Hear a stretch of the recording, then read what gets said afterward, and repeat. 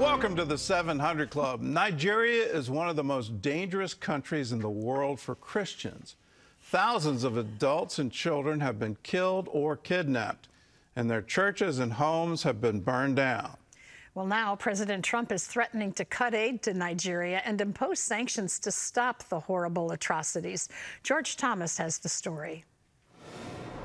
The Trump administration is promoting efforts to work with Nigeria's government to stop violence against Christians after the president had threatened to send in the military against Islamic militants. Right now, 253 children and 12 teachers are still being held after they were taken last week from a Catholic school in eastern Nigeria. A total of 303 students were initially abducted, but 50 managed to escape. Earlier in the week, another 25 children, most of them Muslim, were kidnapped in a separate attack in eastern Nigeria. Nigeria remains one of the most dangerous places in the world for Christians. Open Doors reports 69% of all Christians killed for their faith around the world last year were murdered in that country. Today we speak of blood. We speak of the blood that still cries from Nigerian soil. Just last week, U.S. Ambassador to the UN, Mike Waltz, joined recording artist Nicki Minaj and faith leaders to spotlight the escalating violence. In Nigeria, Christians are being targeted, driven from their homes, and killed. Churches have been burned. Families have been torn apart. And entire communities live in fear constantly, simply because of how they pray.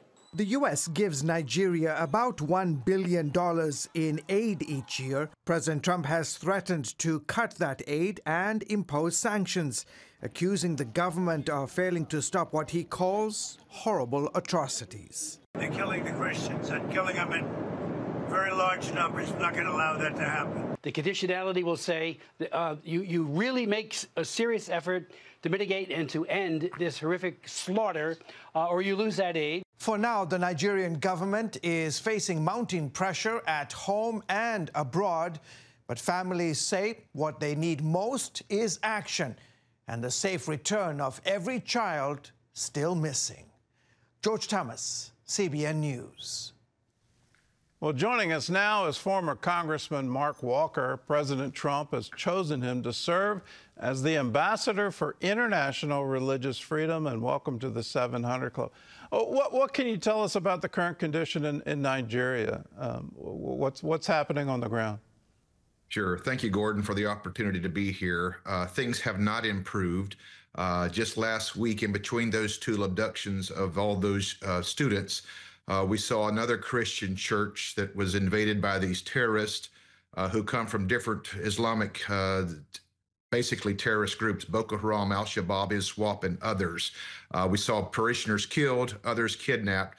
And this is where President Trump really did a great thing by putting Nigeria in what we call the CPC list, or the countries of particular concern, which does kick in economic sanctions and other things. No country wants to be on that list. And despite opposition, President Trump went ahead and made that really unprecedented move to make sure that the government, putting pressure on the Nigerian government, that they would do more to protect these Christians.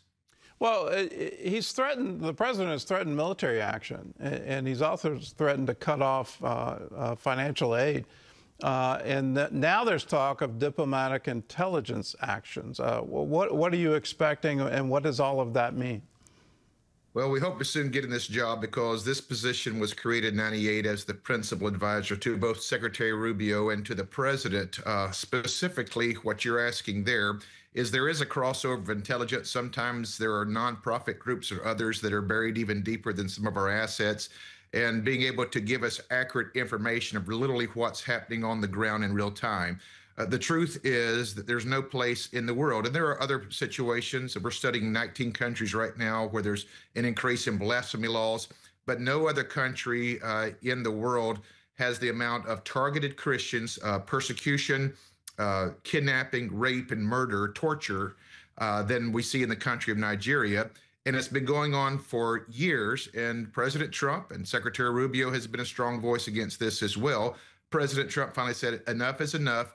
either engage or we're going to get involved here as well. How much is the Nigerian government doing here? And are they a reliable partner? I've got to point out they haven't had a Christian president since 2015. The current president's a Muslim. So is there some ideological, I guess, joining or favoritism to Boko Haram, these groups that are doing the kidnapping and killing? Well, there's a lot of lip service, and they have friends within the United Nations that says the government is doing all they can. But let me give you one example. Christians there, these farmers in the southern regions are being attacked by the Fulani herdsmen who have been radicalized and weaponized. So Christians in the southern part, the only thing that they're allowed to have to defend themselves is a single shot, kind of an old bush gun against these trucks and these AK-47s that are brought in by these Islamist terrorists. There's no match. There's no really ability. And what President Trump and Secretary Rubio and the State Department is saying, you've got to do more in protecting these Christians, because right now it is not just recently, but every year, somewhere, even conservative estimates, Gordon, we're looking at 4,000 to 8,000 Christians that have been killed annually going back 10, 12, 13 years. Well, you would think that the Nigerian government could do a whole lot more and a whole lot more with a standing army against these rebel groups. You know, I assume they have drone technology. I assume they have cell phone monitoring technology. You would think they would be able to protect their own citizens. Is there some kind of coordinated agreement that it's okay to kidnap, it's okay to kill? I think there's a combination of things, whether there's an intimidation by the Islamist groups or whether there's part of the government that simply turns a blind eye or turns the other way. And I think this is why President Trump's bold move 2.5 weeks ago to say, look, we're putting you on the CPC list is hopefully the motivation for the Nigerian government. Even in your own report there, the reporter talked about Nigeria gets $1 billion of aid from the U.S. historically. All that's now in jeopardy unless the Nigerian government shows good faith and not just awareness, but action steps that would protect the Christian people there, their own natives, their own countrymen there in the country of Nigeria. Well, let's zoom out and start looking at the entire world. When you become ambassador, what other countries are you going to prioritize? Well, there's a couple different things here. You have one where you have Islamists coming in that are just laying waste to people. The other thing, Gordon, that we're concerned about is the rising blasphemy laws. Places like India, even recently, Pastor Sun in South Korea, who's been detained now for 2 months with trumped-up charges. A lot of China impact and influence on South Korea right now. As I just mentioned, the blasphemy laws in India under Prime Minister Modi has increased. We're seeing more and more believers that are being detained and even put in prison. There's about 19 countries across the world that we've seen an uptick and upswing in persecution of people of faith. But as we know, and our data shows us, that Christians are the #1 persecuted group in the world. Yeah, this is, I would say, this is the greatest persecution the church has seen since the Roman Empire. I mean, this is, and it's not just isolated areas, you know, obviously sub-Saharan Africa, but to my amazement, India is on that list. South Korea now on that list. I guess you always expect China to be on that list, but it just seems to be an incredible worldwide increase on the persecution of Christians. What's the timetable here? When are you expecting to be confirmed? Well, we hopefully weeks away from getting through the Senate confirmation hearing. That's a little bit out of our control. We were grateful that President Trump just a few months ago reached out to us and asked us to serve in this capacity. We look forward to the opportunity. Being a minister for 16 years before serving 3 terms in the U.S. House, we feel like that we've got a great team of about 30 people in what they call the IRF. It's an International Religious Freedom Office, a law that was passed in 1998. Sam Brownback served as the 5th ambassador in this position. We would be the 7th, and we're looking forward to get started, to be out there, to be a voice, to advocate for people of faith who are being targeted, in many cases, simply for believing in the same Jesus you and I do, Gordon. Well, Mark, thank you so much for your service. Thank you for stepping up in such a time as this to say, I can't turn a blind eye. I've got to do something, and we're all praying for you. May you be very effective, and may you have the Secretary of State's ear and the President's ear, and let's turn our concern into very positive action for the Christians around the world. Thank you again for being with us, and thanks for your service. My privilege. A blessed Thanksgiving to you. Well, in other news, President Trump has signed an executive order directing the Secretaries of State and Treasury to submit a report in 30 days on the Muslim Brotherhood. The review will determine if certain chapters of the group should be designated foreign terrorist organizations. Chris Mitchell has that story.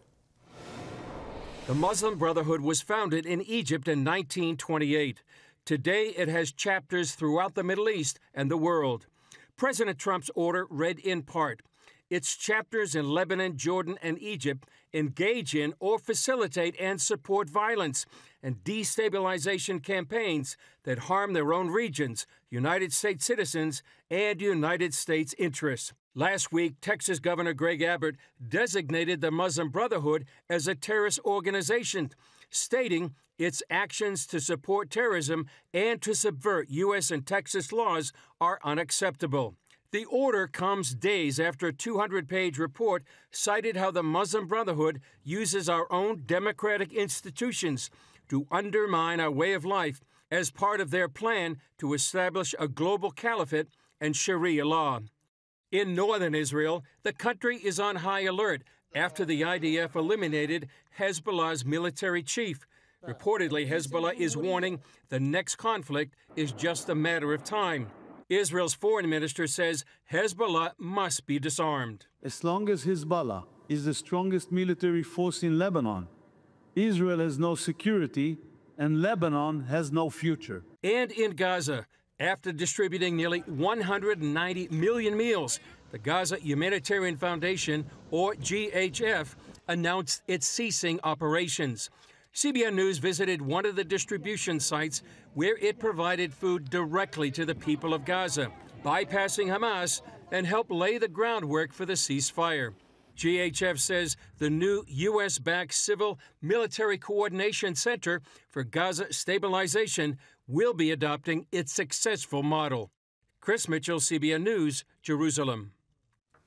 Well, I'm sorry to see the Gaza Humanitarian Foundation go away. I thought it would be there permanently as a replacement for UNRWA, the failed UN program, which actually turned into an arm of Hamas in Gaza. So I'm disappointed. I don't see the U.S. military being a permanent solution, but the Gaza Humanitarian Foundation I had high hopes for, so I'm sorry to see it go.